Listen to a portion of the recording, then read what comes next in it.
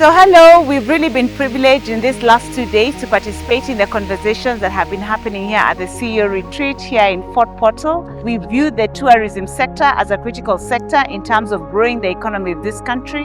And we know that we are playing a significant role in terms of ensuring that we are able to unlock that last mile connectivity.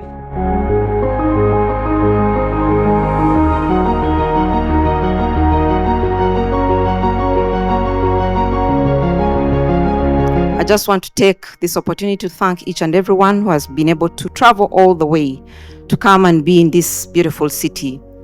We were able to visit some of the sites in Kabarole. It is as such I also want to thank the leadership at the PCF, led by Chairman Katongole, for taking us on and leading us very well.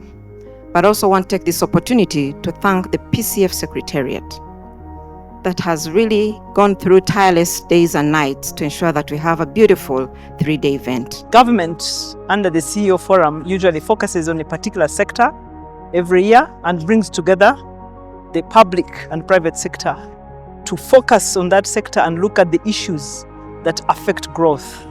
Now, tourism currently is one of the 4 pillars of the economy. How can we appreciate the need for great and good enablers to facilitate tourism? Because in tourism, we are basically selling an experience. And an experience which must be good, which must be memorable. Uganda is a blessed nation, a land of unmatched beauty, rich culture, and abundant biodiversity. Uganda's tourism sector at the moment is at a pivotal moment, facing both significant challenges and also promising opportunities. Today, we are gathered here with the different players to look at those concerns so that we can pick out the key issues that affect growth in the tourism sector, so that government can make policy decisions, interventions, infrastructure development, because most of the things that affect tourism are actually not within the tourism sector. These obstacles also reveal a substantial potential for growth, however. With dedicated investments and visionary leadership, Uganda has a chance to emerge as a premier global destination. Marketing and promotion and the rhetoric of Uganda needs to be very positive going forward. It has these fantastic opportunities that are simply being underutilized and not been spoken about. And we're looking forward to being able to tell the world about this hidden gem that is sitting underutilized in the center of Africa. This country has grown leaps and bounds. We have grown. GDP has grown. Literacy rates have improved. Poverty has gone down. And we need to thank God and whoever is in leading this country for a job well done. But fellow Ugandans, in the world where we live right now, money is moving from Africa to elsewhere. Not too much money is moving from elsewhere to Africa. You are paying more debt, and therefore your resources are now beginning to move outwards, not inwards. We cannot afford continuing to distribute what we don't have. Because that's what we do.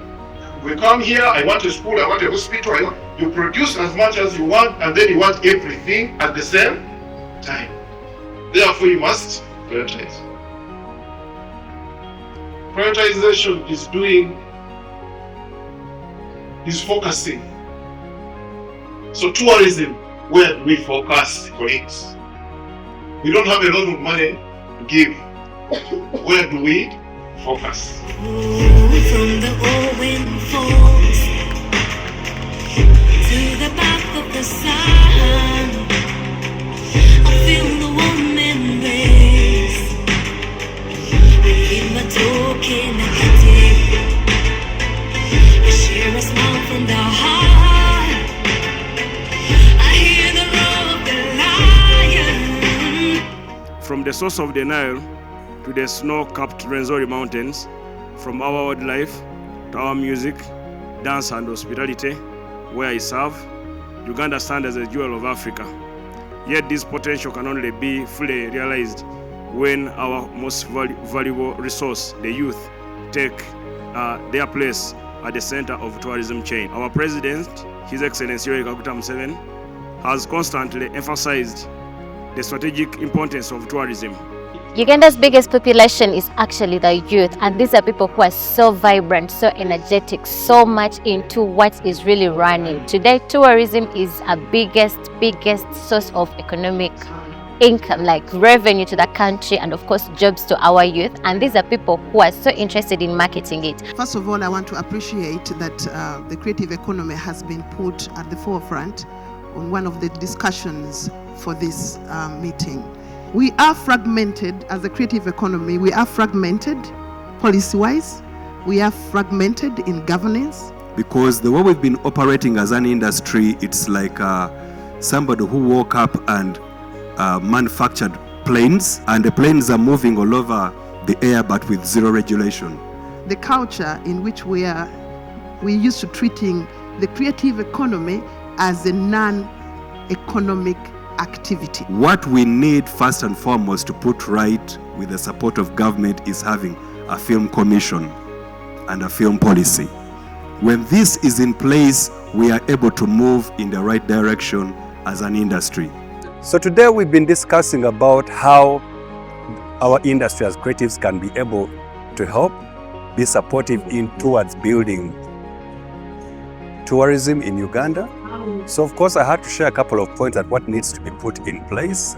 We need a film commission, we need a film policy, we need a national film fund, we need capacity building programs, we need regional hubs to train these people, and that way we can be able to solve the many problems of youth unemployment, because film not only just entertains, but it creates employment, it sells destinations, and it also promotes tourism of a country. So we look forward to a change and a creative economy law which is going to support putting all these in place. And I hope Uganda Law Reform Commission will be right on board so that we get the law that is going to support the creativity of people of Uganda, to develop the culture of Uganda, and people come to Uganda because they want to see what Uganda eats like, Uganda dresses how, Uganda celebrates how. That is what tourism is going to be, and to have been boosted in a way that grows our country to the heights.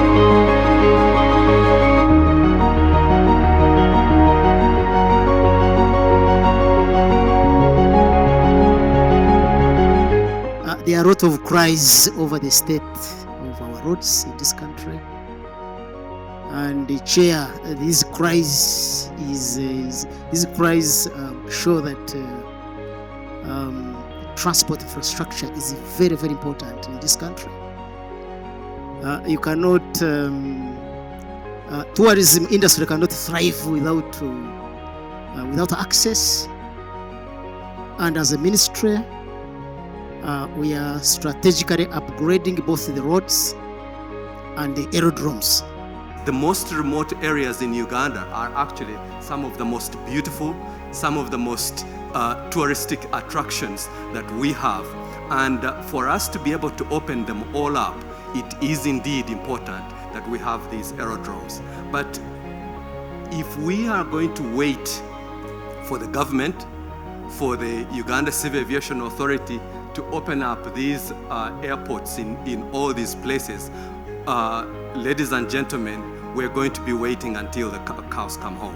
Are you going to start calling on the government or the president to come and sort out these problems? It is us, the people that are actually using the people that own this land.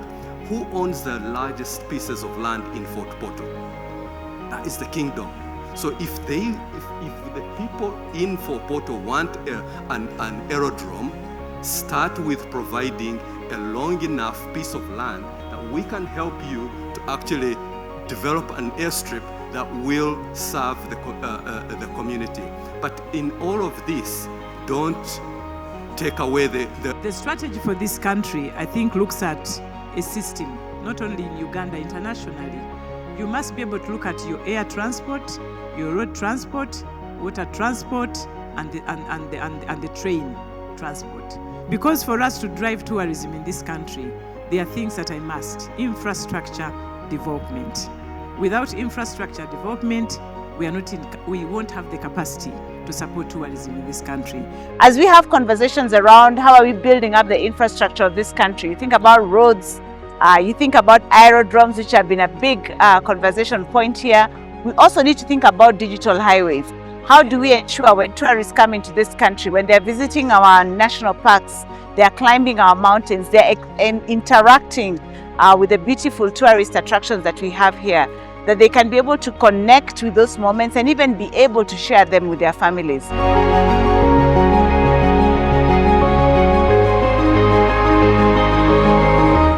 So the Uganda Hotel and Tourism Training Institute stands at a pivotal role to power the human resources in this industry, to produce the professional preferred quality graduates, to be able to support our entrepreneurs in getting a good return on their investment in terms of productivity from the human resources. When we roll out these students, what opportunity do you give them to be able to upskill even when they have come from our institution? Are you giving them an opportunity to learn? Are you giving them an opportunity to do the professional work they have been trained to do? So we need a very big discussion around this area, because that is the only way we are going to grow our human resources. The president has encouraged, and government is encouraging many Ugandans to invest in hospitality, to invest in hotels by exempting importation of building materials for hotel facilities. So that is a very good gesture from government. But not only that, our government of Uganda has deliberately earmarked training and equipping more young people to take part into tourism courses, tourism-related courses, through either government sponsorship and also through the other apprenticeship programs with leading tourism destinations in the world. When we fly, for example, to London, one of the things we do when we're entering a new market, we do a business forum where we invite all stakeholders, the tourism sector, the investment, trade, and then we put them in one room with the embassies or the high commissions who invite people. Then we talk about Uganda. We are also focusing as government on product diversification, because for a long time we've been selling wildlife, which we still want to, but we are looking at diversifying the products so that we can improve the experience. Now, if we have survived with such high interest rates and been able to set up our facilities like the facility that Uganda Airlines is enjoying now, please look into financing the private sector with loans, not handouts, with loans at low interest rates. And I believe that this will be shared by many other operators who are looking for low interest loans. The cost of money in this country is prohibitive. We have a lot of funds we have contracted as a country that we are not absorbing at the rate we should be and solving the problems that are a pain to players in this industry. So the ministry is taking a great effort to speed up project execution, to make sure that the public investment management system can get out projects that are well studied, but also that are executed on time and on budget. And over the last 5 or 6 years, we've moved absorption from about 30%. We are now in the margins of 70 to 80%. Our target is that by 2030, we are able to move absorption on time to no less than 90%. And therefore, we'll be able to solution whether it is roads that are delaying, whether it is energy, there have been issues on right of way. The Presidential CEO Forum, where the public sector and private sector are trying to see how to work together to promote tourism in Uganda. As the Uganda Wildlife Authority, we have taken quite a number of steps to be able to promote tourism in Uganda, but also to facilitate private sector tourism business. At the moment, we are working with ATC to make sure we set up 69 telecom masts within our protected areas in order to improve connectivity and internet.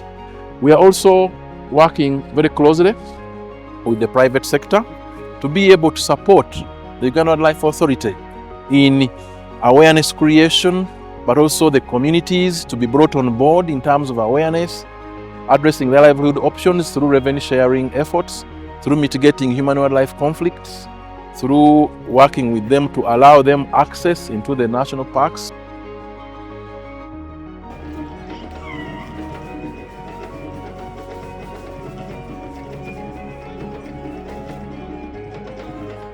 It's great to see all these different CEOs, businessmen and women from all walks of life to come here and celebrate tourism in Toro. This is the tourism hub of Uganda, and tourism is all about what you can sell. It's not about just what you can showcase off. So Toro has a lot of amazing sellable products when it comes to tourism. And how we do that is when we bring our minds together and say, okay, this is what we want to sell to the world. Uganda itself is blessed with so much. It's not just here in Toro, but whether if you go to northern Uganda, eastern Uganda, southwestern Uganda, it's blessed. It's a rich country with so much cultural heritage. And the tribes alone here in Uganda, each tribe is special. So we are a multicultural country with so much different languages, different local cuisines, and this is an eye-opener to the rest of the world for people to come and not just learn but also to invest in Uganda.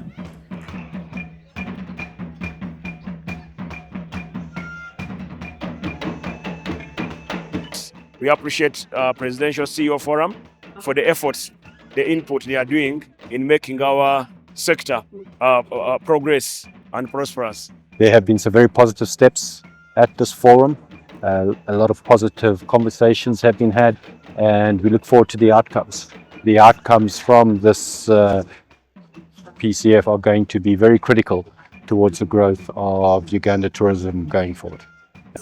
I promise to do everything in my power to conserve wildlife and also talk to our king, Omkama Oyanyimba Kabambi Guru Kidi IV, to make sure that he holds a culture festival for different people so that we can take Toro culture up, then it becomes one of the richest culture heritages in the world.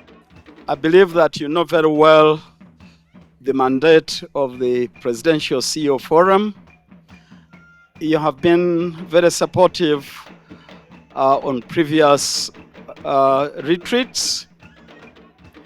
But today, we've had a good conversation with captains, leaders in business, leaders in public sector on matters to do with tourism.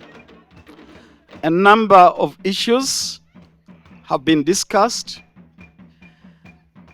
and solutions for some of them been able to identify them, but others will require your intervention, and others will require the intervention of His Excellency the President, who is also the patron of the Presidential CEO Forum.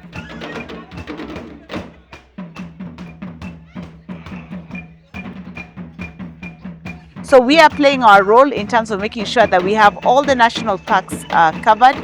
We provide reliable connectivity, and we believe with these deliberate efforts that are being put in place, we should then be able to provide very good coverage that will ensure that the experiences of our tourists when they come to enjoy Uganda and share those experiences back with their family are truly unstoppable. I'm really grateful for the conversations we've had here and the resolutions that have been passed, and I look forward to them being implemented, because that is what will truly make MTN and Uganda and the tourists who come to this great country unstoppable.